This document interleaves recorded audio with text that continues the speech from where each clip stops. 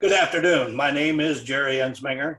I'm a retired Marine Master Sergeant, and I currently live in Elizabethtown, North Carolina.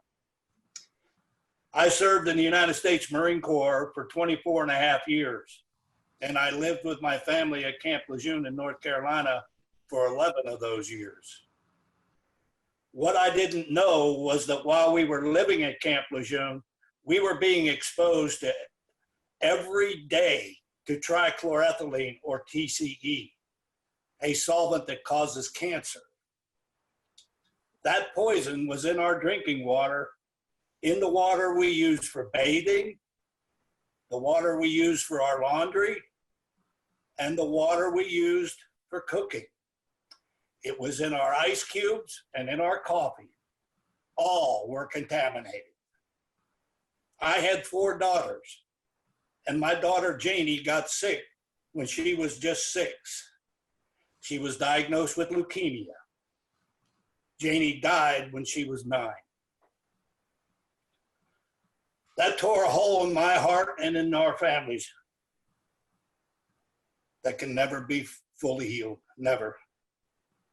Many other people who lived and worked at Camp Lejeune over those years have gotten sick from the water laced with TCE. Far too many people. Those weren't acts of God. They were the acts of our government. Those deaths and illnesses were caused by the people who polluted the water, the Marines who didn't warn their own military family, and the government authorities whose job it was to keep its citizens safe. They failed. I've worked for the past 23 years to gain some degree of compensation and justice for Janie and the other families who were needlessly harmed at Camp Lejeune. Like others speaking today, I'm sorry we can't all be together in person. I personally am living with the costs of the government's failing to hold polluters and itself accountable. Which brings us to Nancy Beck and her nomination to chair the Consumer Product Safety Commission. As others have said, she has a long record of working to block, weaken, and delay health protections from toxic chemicals. TCE is just one example. Looking back at Beck's record on TCE over the past 3 years, should itself be enough evidence that she is unfit to chair an agency that is supposed to protect us. The EPA had studied certain uses of TCE for years and found that it poses an unreasonable risk to consumers and workers. But within weeks of arriving at the agency, Beck shelved a proposed ban on it. Congress recognized the EPA had done enough work to assess these risks and specifically authorized EPA to act quickly to address these uses of TCE. But Beck decided not to. She shelved the proposed bans, ensuring that consumers and workers will continue to be exposed for years to come. That is strike one. Nancy Beck directed her staff at EPA when they evaluate whether TCE poses an unreasonable risk to people to ignore the exposures to TCE from contaminated drinking water, air pollution, contaminated soils. I'm going to say that again. Nancy Beck directed her staff at EPA when they evaluated whether TCE poses an unreasonable risk to people to ignore the exposure to TCE from contaminated drinking water, air pollution, and contaminated soil. So, in deciding how dangerous TCE is and figuring out how to protect people, especially the most vulnerable or heavily exposed, Nancy Beck chose to ignore some of the most important sources of exposure for people all over the country. Sources that made up so many people sick at Camp Lejeune and across the country.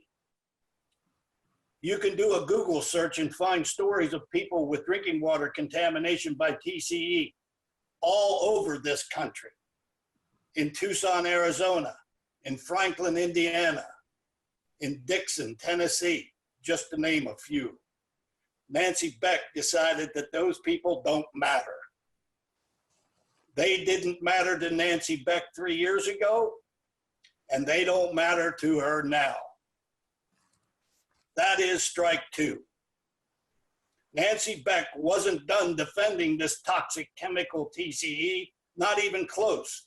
She got a job at the White House last year, but she still had time apparently to overrule EPA's own scientists and direct them through unsigned emails to downplay the scientific evidence that their exposure to TCE in the womb can cause birth defects to the heart of a fetus.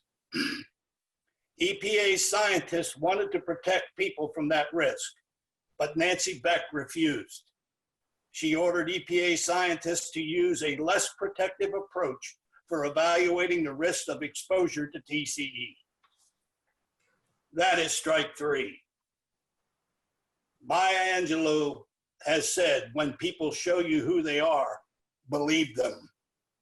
Nancy Beck has shown us exactly who she is, over and over again. She is not somebody who is ever going to use her authority or power to protect people from toxic chemicals, from dangerous products, or from careless companies. That is not who Nancy Beck is. In 2017, the Senate did not confirm the chemical industry consultant Michael Dewerson because his record of advocating to weaken health standards for toxic chemicals rendered him unfit for the position to lead the EPA's Chemical Safety Office. I was proud of my senators, Richard Burr and Tom Tillis, for publicly voicing their opposition to Michael Dewerson's nomination. Nancy Beck is a close colleague of Michael Dewerson's. They've even written a paper that concludes health standards for more than a dozen chemicals should be weakened. They're two peas in a pod. My North Carolina senators and all senators should be able to see clearly that Nancy Beck is not only a terrible choice to run the Consumer Product Safety Commission, she is a dangerous one. The Senate has the power to reject nominations that are against the interests of the public they are elected to serve. There is only one right way to vote on Nancy Beck's nomination, and that is a resounding no. Thank you.